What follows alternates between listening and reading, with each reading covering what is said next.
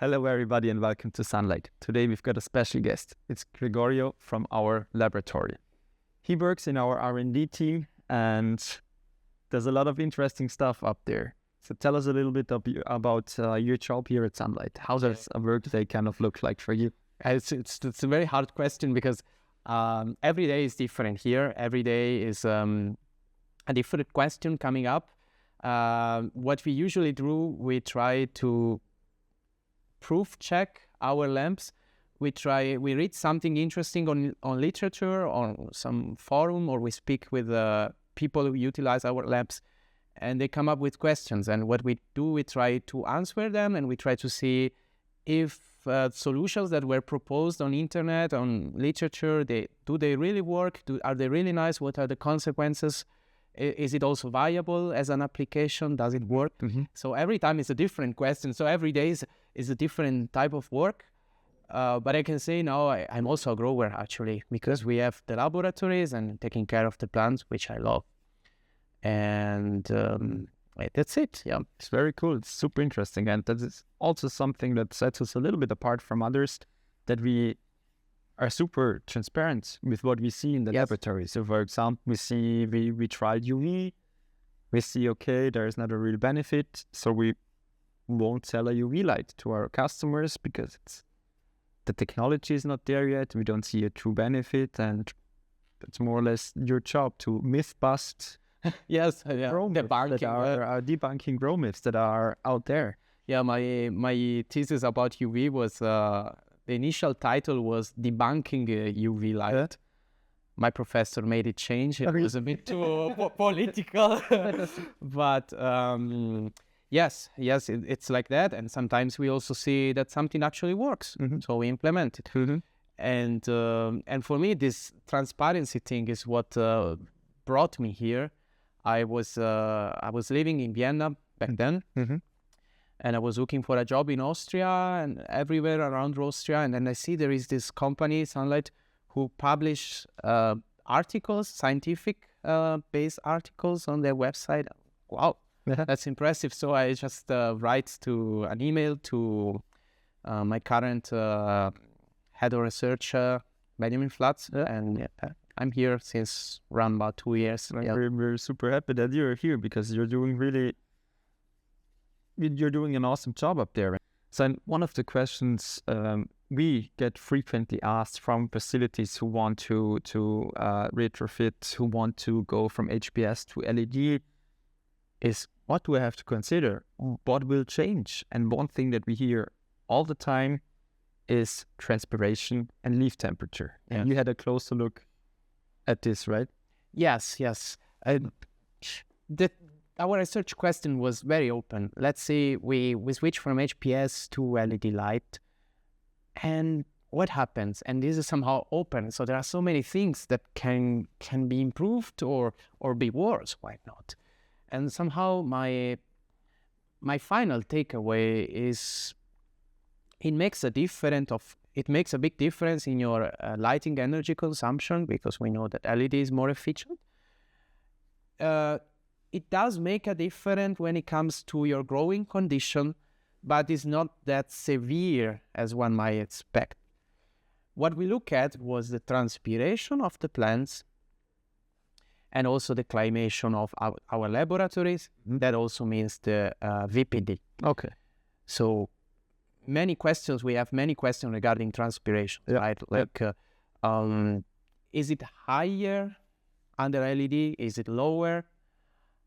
What about the light intensity? What if we have a high light intensity, a low light intensity? And what we did here, we made a comparative trial. A comparative trial means you compare two different treatments, treatment A, which is HPS, against treatment B, which is LED. And you want to have everything the same. You want to have the same amount of light. For example, we had the same PFD of 700 micromoles per square meter second. You want to have the same growing conditions somehow. So if you choose to prune one plant, you have to prune the other, and so on. And you only change one factor. And the one factor you change it will show you if there is a difference between LED or HPS.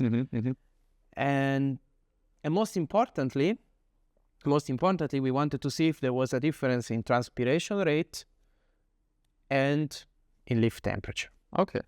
Yes. But let's get one step back. What is transpiration? Let's start there. Okay, so transpiration is a pump. Every plant, cannabis, trees are like pumps who are pumping water from the soil to the atmosphere. And it's a very powerful pump. With this pumping of water from the soil, what happens? That salts, minerals, nutrients are dissolved into the water. So as the plant is catching up the nutrients from the soil, it's eating more. So the more transpiration, the more eating of the plant. Now, if you are in a pot, you can also control the EC. So that means that if you have a very low transpiration, you may want to run a higher EC, because then the plant is not picking up so much water, but it's picking up more nutrients because the salinity of the water is higher. Yes. If you have a very high transpiration, you can afford to run a lower EC, which is somehow positive, I would say. And the other thing, which is even more important, how does transpiration happen? You have the leaf. The leaf is our engine, is our pump. The lower side of the leaf, mostly the lower side, is full of stomata. These are some sort of opening, holes, through which the water is coming out and vaporizing into the atmosphere. The higher the transpiration, the more open are the stomata. But a stoma is a two-way highway. You also have CO2. Let's remember, a plant, the main food of the plant, the calories of a plant come from CO2 eating. So as the more open is the stomata, the more CO2 goes inside the leaf, the more the plant grows. So generally speaking, we can say that transpiration is a positive sign that your plant is healthy and is going to grow more, and eventually this transpiring biomass will transform into flower and will have higher yield. And if you say more transpiration is better, you cannot just give more water. There's kind of a sweet spot, right? So because you always have to consider overwatering as well.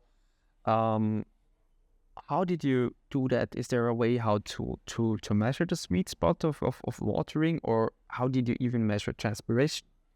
So to find a sweet spot is very tricky, I would say. This is something for a highly technical scientific research.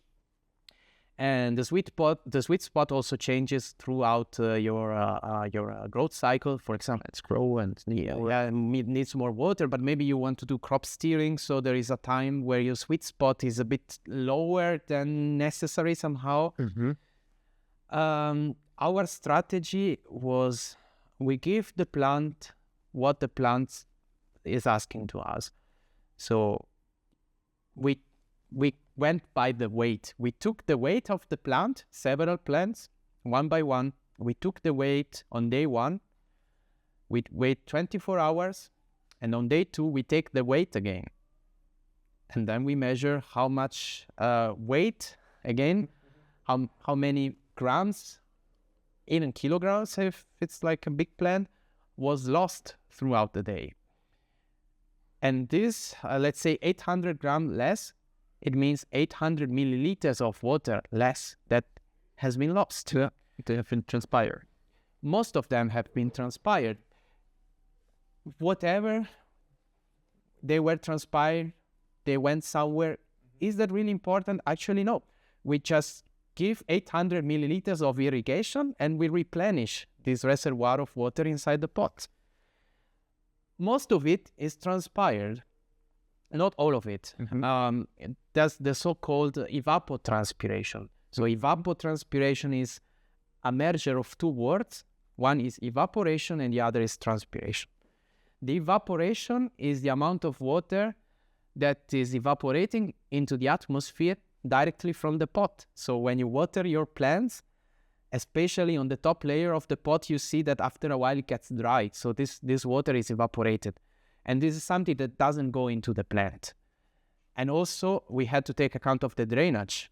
So we tried to have as less drainage as possible, because if you give whatever 5 liters of water, most of it will drain, and then our weight measurement is not valuable anymore.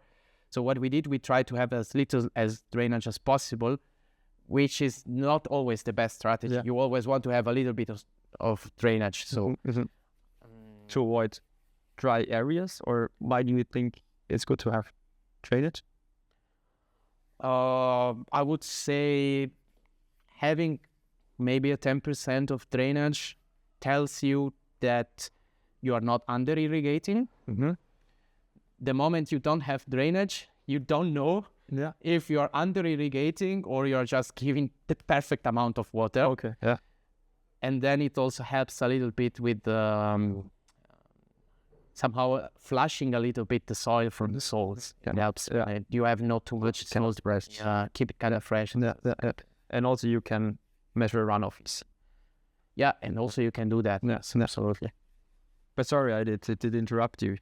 Where were we? Evapotranspiration, and that even water in the pot transpires also from the table. If you have too much runoff. So you were focusing on very little runoff only? Very little runoff, and we say evaporation is also a factor, but is not so big compared to the transpiration. So most of the water that you give to the plants, it goes into the leaves and then it's transpired. That's for sure. So, and then we try to measure evapotranspiration from veggie week 2. We switch to flowering veggie week 3, and then we measure the evapotranspiration on a weekly basis till blooming week 4. But the tricky part here is that we know that transpiration is heavily influenced by the climate conditions. And so what we wanted to achieve the same climate condition in the lab with HPS lamp and in the lab with the LED lamp. So we had 2 separate labs with 2 separate climation systems, and we wanted to achieve the same climate conditions. Not really the same climate conditions, actually the same VPD. Because if the plant is a pump, the VPD is the energy potential that makes this pump work, that make the engine work. And the VPD is basically the combination of leaf temperature, room temperature, and humidity in the room, right? It's so when you have leaves, and it's bringing water into the atmosphere, so this water is evaporating from the leaf. It's somehow like sweat. And this evaporation is due to the difference in pressure between the atmosphere and the leaf. So this is the water vapor pressure deficit. And this is driven by the room temperature. It's a formula which is made of the room temperature. The higher the room temperature, the higher the VPD, we know that. The leaf temperature, the higher the leaf temperature, the higher the VPD. And moisture, relative moisture of the air, the lower, the higher the VPD. So if you have kind of lower pressure, less kind of water gets sucked out, or the potential is littler or smaller. And if you have high pressure, the machine is running. Precisely. It's suck out is a nice word. It's really a sucking of the air from the leaves. If your VPD is crazily high, then the stomata will be a bit scared somehow, and they will close up. Oh man, the pressure is so high, and so they close, and then the transpiration stops. But this happens when you have too high VPD. VPD of 3, then you won't have high transpiration. Maybe you will kill the plant. So you also want low transpiration in the early stage, right? So they can focus on building roots. Yes, I would say so. Like, I would say it's normal to have low transpiration in the early stage because the plant is small, basically. So the focus there is to have a properly wetted pot where the roots can expand. Okay. But then as soon as you have 6-8 leaves, then you can already start thinking about your climate conditions. Okay. And try to optimize in a way that the leaves are transpiring and somehow taking the resources from the pot. Yeah. So the roots that build are now able to really get the most out of the soil or the feeding or whatever. Yeah. Okay, so your main task, your main challenge basically was to have the same VPD in both laboratories, right? Yes. And what do you see there? What was the big difference in the two systems, HPS or LED? The major difference we have between HPS and LED is the infrared radiation, what you call radiant heat or infrared radiation. So it's energy particles that come out of the lamp that are not light, but they're heat. Yeah. And what they do, they make the leaf warmer. Yeah.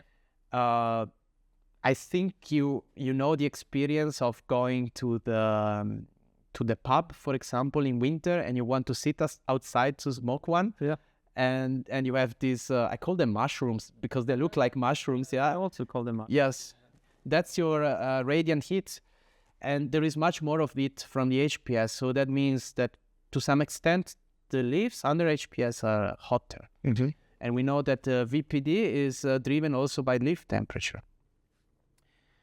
And so our main challenge was to measure how big is this difference between HPS and LED. Are the leaves under HPS really that much hotter than LED? And the second question was, how can we achieve the same VPD if the leaves of HPS are hotter? And our strategies was to steer the other two factors of VPD, which are relative moisture in the air and the room temperature. So in our LED lab, as the plants were growing and we went into flowering, we started having a higher room temperature inside the LED lab and a lower moisture inside the LED lab compared to the other lab where we had the HPS lamp installed. So when growing under HPS, it allows you to have a higher relative humidity. Can you say it? I would say that, yes. I would say you would achieve the same VPD with a higher relative humidity. Something very tricky with HPS is somehow it gives you an illusion that you will have a higher VPD. Because if you have, for example, an infrared sensor and you install it on top of the canopy, you measure the heat coming from the leaf, you measure the temperature of the leaf, and you see, okay, it's higher under HPS. Yes, of course, because you have infrared energy coming directly from above. So it's somehow also going into the camera.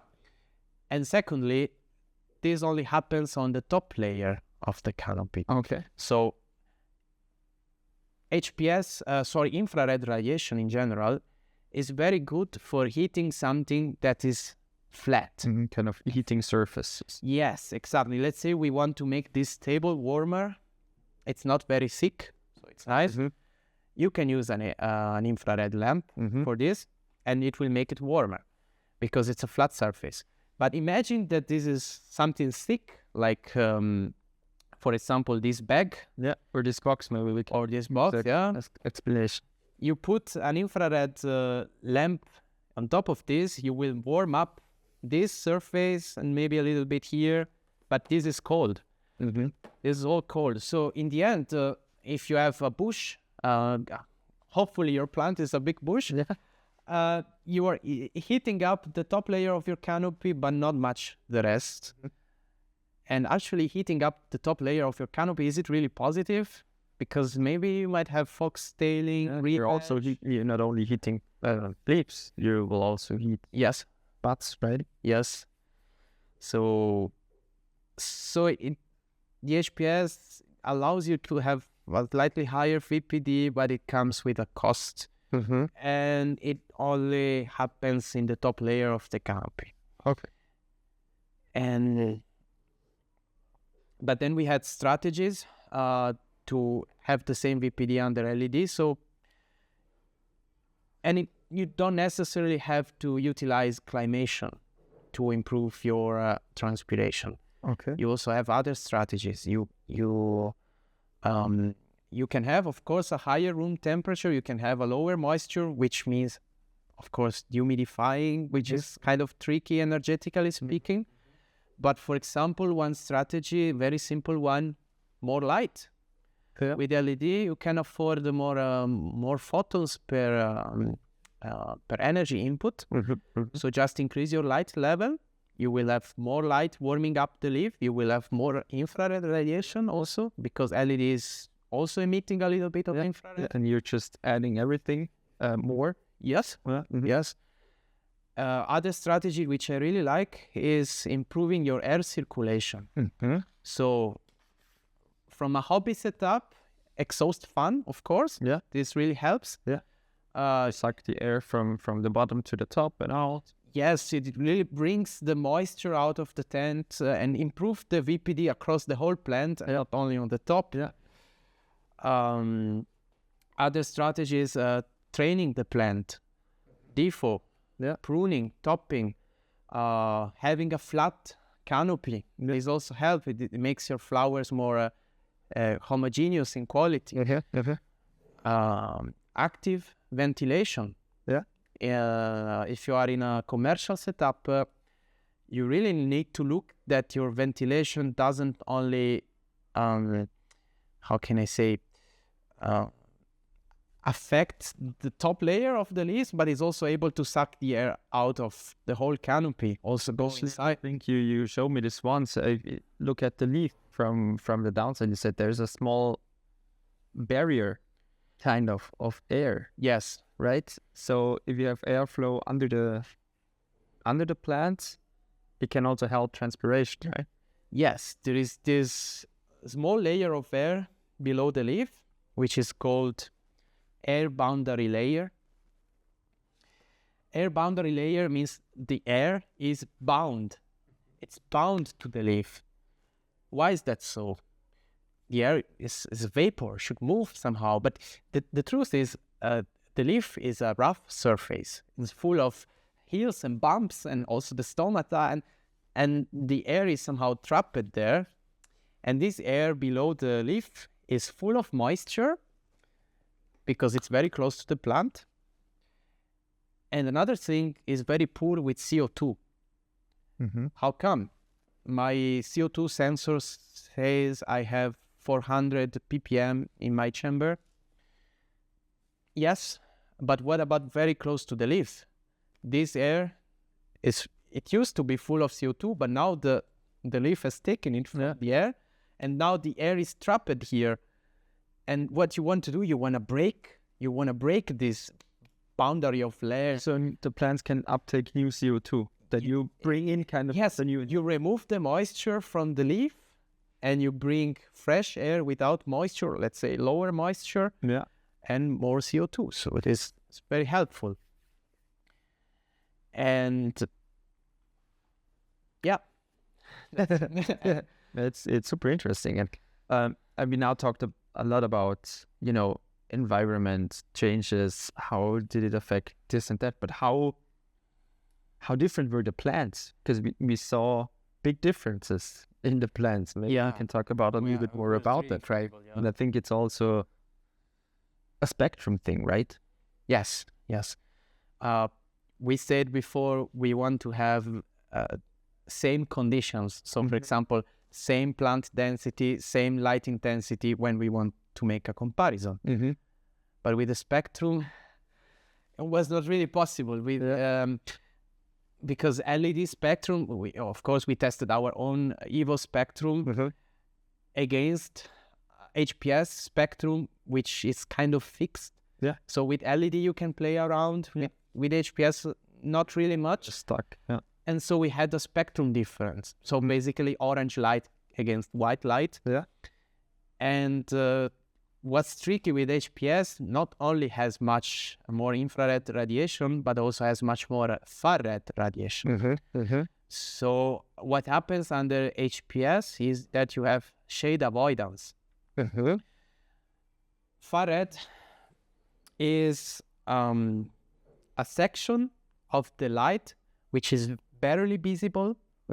So you can see it, but not really that. Also for the viewers, basically, if you have a look at our e-board, we have a couple of red chips, and sometimes we get a question asked, one of my chips, it's this one, it doesn't work anymore. Yes, it does, but our eyes, they cannot see the wavelength. Yes, basically. And this is the far red we are talking about. We have 4% in our Evo. 4%, yes. And I can say in HPS, it's much more. And far red, some say it's photosynthetic light, some say it isn't. But what's really important with far red is that it's somehow a message to the plant. The plant is sensible to far red and it tells the plant something. What does it tell? So imagine you are in a forest. Yeah. You have big trees and then you have smaller trees. In nature, there is light coming from the sun. The bigger trees, they're getting all the light. And the smaller trees, they are kind of losers. So how do they survive? What happens is that the light which is filtered by the bigger trees changes in the spectrum in a way that there is more far red inside the light. So you can see the top layer of the trees as a filter, as a light filter, and then more far red is filtering through, and this far red, it goes to the small plant, to the loser plant. And this far red light tells to the small plants, oh man, I am a loser. I have to catch up. I have to do something. And so they go shade avoidance. What's shade avoidance? They try to avoid being in the shade. So they grow kind of towards the sun, to the light. They try to stretch, basically. Yeah. They put more water into their stem. They elongate. And so this is the so-called shade avoidance response. It's vital for the plants. It allows them to compete for life, for light and for life and survive. But this is also something that happens inside the laboratory. Yeah. So if we give more far red by utilizing HPS light, our plants will stretch more, they will expand more. Doesn't mean they grow more. That's visually speaking, you look at them and you say, okay, this plant is just bigger. Yeah. But in the end, if you count, and we did this, you count the amount of leaf that this plant has is the same amount of leaf that the plant without far red, or let's say with a lower level of far red like the EVOs, has. So it's basically just the internode distance gets longer. Yes. Not more bud size, so to speak. We can say we haven't thoroughly investigated the yield results of providing far red. And if we ever see that with an increased far red there is an increased yield, why not? But the effect is not really on the flower itself, but it's more on the architecture of the plant. The plant will be more open, more stretched, more branchy somehow. The petioles will be longer, your leaves will be bigger. This means, what does it mean? Is it positive or negative? Yeah. It depends. It really depends. Let's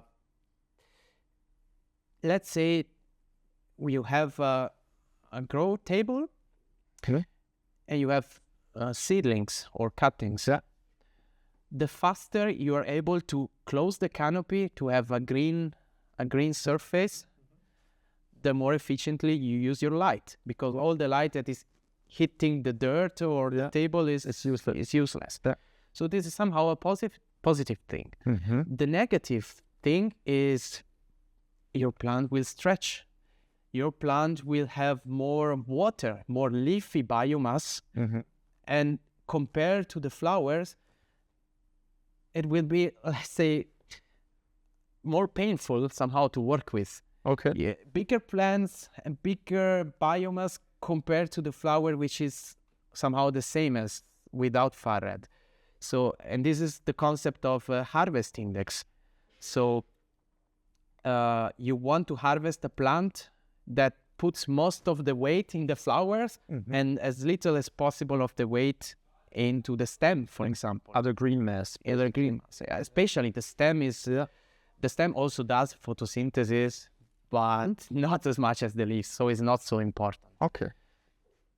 And did you, I don't know, do you have the numbers in mind when you compare HPS to LED, especially the harvest, the ratio between biomass and flower? I can say this is something I wouldn't really go over, because I can say we had a much better biomass allocation with LED. Okay. But we harvested the border plants. Okay.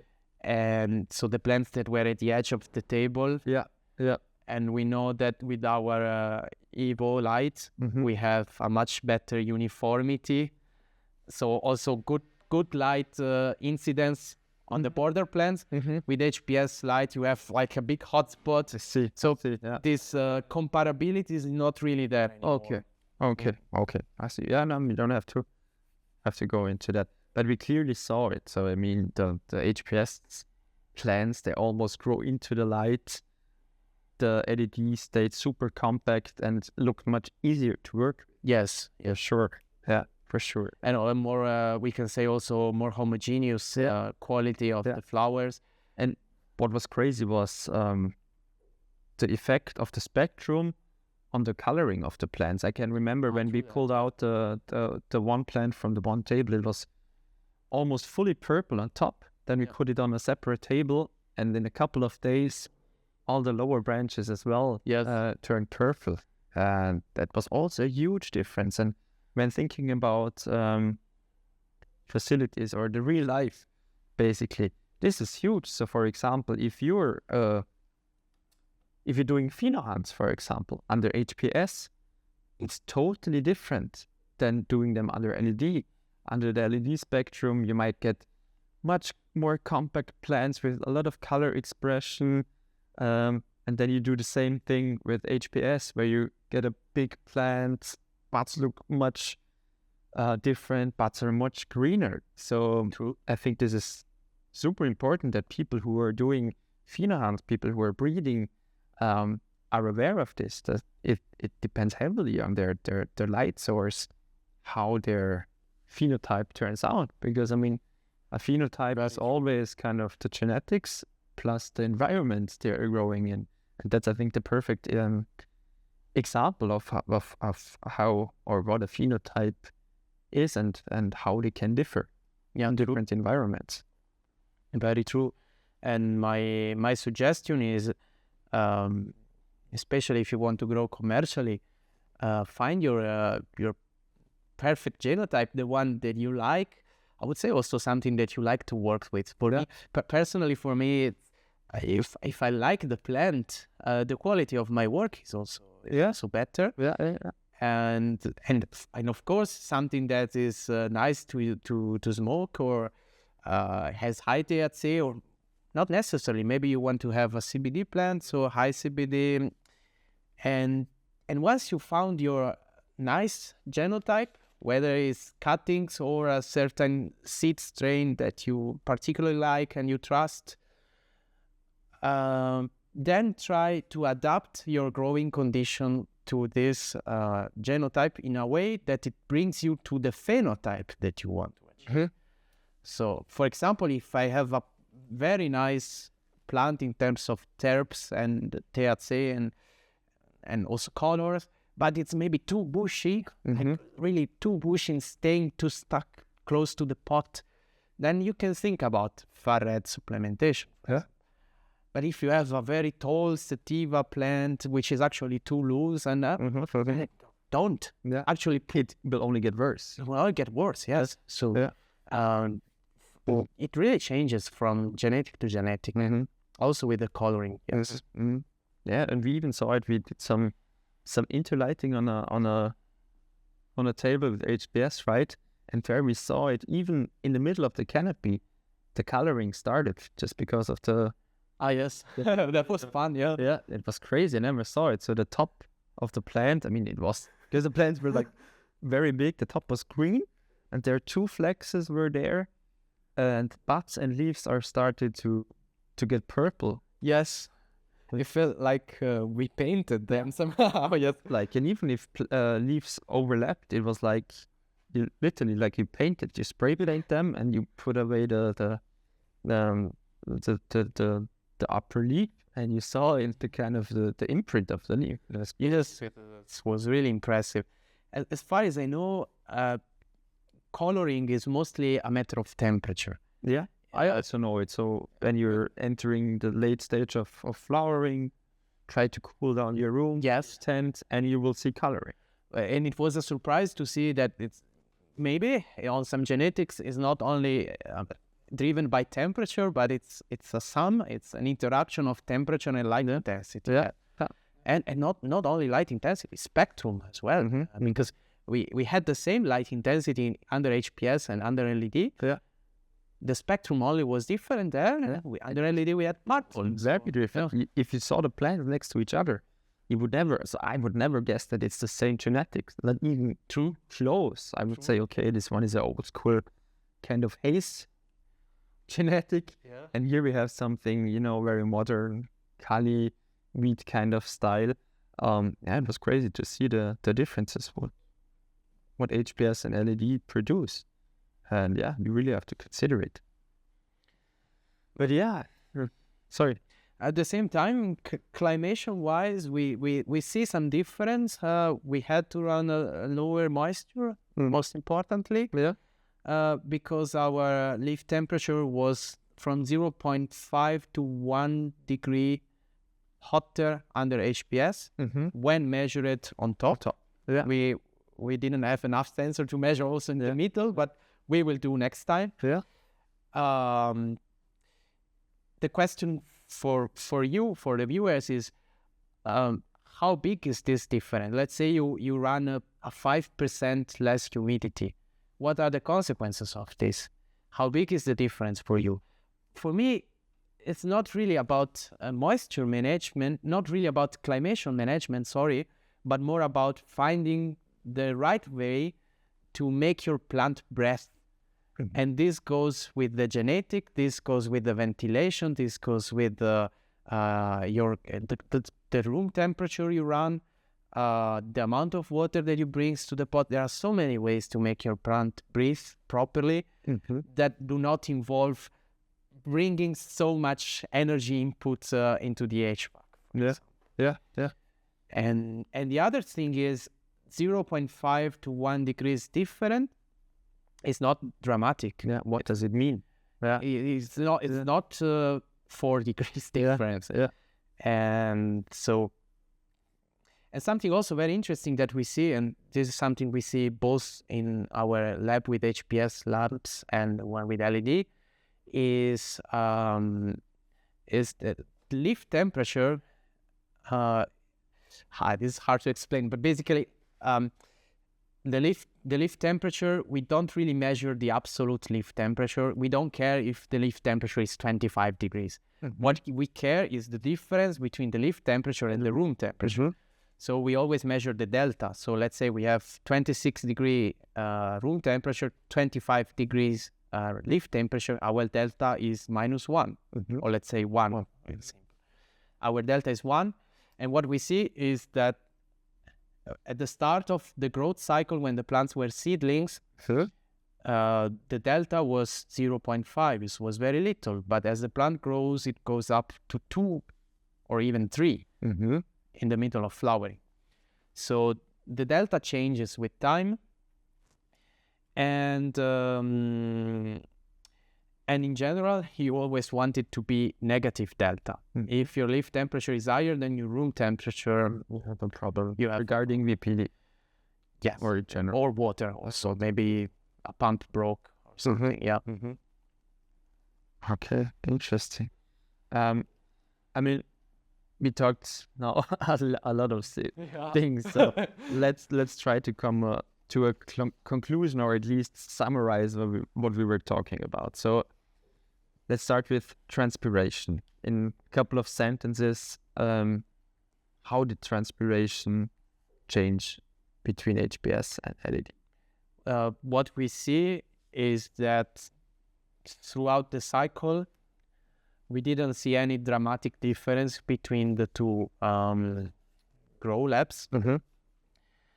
It started with a very low transpiration of whatever, 100 milliliter per pot per day, or let's say per square meter per day, and it went up to maybe 10, 12 milliliter, 10, 12 liters per square meter per day. And the biggest gap that we see in transpiration between HPS and LED was during the veggie phase. That's probably because of this far red effect, because the leaves of the HPS were a bit more expanded. But when I call it the bush stage is when the canopy closes. So you have the plants, the single plants, and then it gets to a point where if you look at the picture of the plants, you cannot really say which plant belongs to which plant. Yeah, that's and that's the bush stage. And when we went into the bush stage, which is somewhere around blooming week 2, so it was most of the grow. After blooming week 2, you have most of your grow, and you have your bud grows and so on. From blooming week 2 on, we had the same transpiration level between LED and HPS. Okay. Yes. Okay. So if you think about a facility, most of them have veg and flower anyway separated, kind of, to have the same transparent transpiration levels. They could also just have a more denser plant count on a tape, for example, to get there earlier when growing under LED. As a strategy to have, yes, you with a more dense canopy, you will achieve more transpiration. That's true. But at the same time, I would say you have to take care of your canopy. So then you really have to think about, for example, heavy lollipopping then. This is a strategy we talked about it before privately. The Sea of Green. The extreme consequence of this strategy is removing all the branches, and you only have one single cola at the top and a very high density. This is a nice way to have a nice transpiring biomass, which is properly receiving light with good light homogeneity across the whole plant. That's it. Okay. Great. So we talked about transpiration. Changes in VPD. So what do you tell somebody who is flipping from HPS to LED? What do they have to consider? I would say they have to consider their genetic. They should expect a more compact growth. They have to consider I don't want to say they have to change their climation. I don't think they should. Okay. That's somehow my takeaway. There will be a change on how your climation parameters behave. So, for example, if you measure leaf temperature, if you measure room temperature, you will see differences, very likely. But at the same time, most of these differences are positive. Okay. Because we say we have a higher leaf temperature under HPS, but there are so many other positive things that we can say about LED. So, for example, in our trial, we had 650 watt per square meter, 630 watt per square meter of energy input under HPS, and it was 350 watts per square meter of energy input under LED. Okay, that's nice. I'm saving lighting energy. Not only that, you're also saving your cooling energy, because all the energy that you bring into the chamber, it's not only transformed to light, but in the end it will be somehow transformed to heat. And you have to cool this down. So this brings the efficiency of the LED to a whole another level compared to HPS. And the other thing, I cannot really say you will have more yield or less yield. If you have this, let's say we have the same photon flux density, the same amount of light, maybe it will be higher, maybe it will be lower. It really depends on your genetic, and in the end, all the positives in energy savings are pushing you to switch to LED. And so somehow my final takeaway is to downplay everything.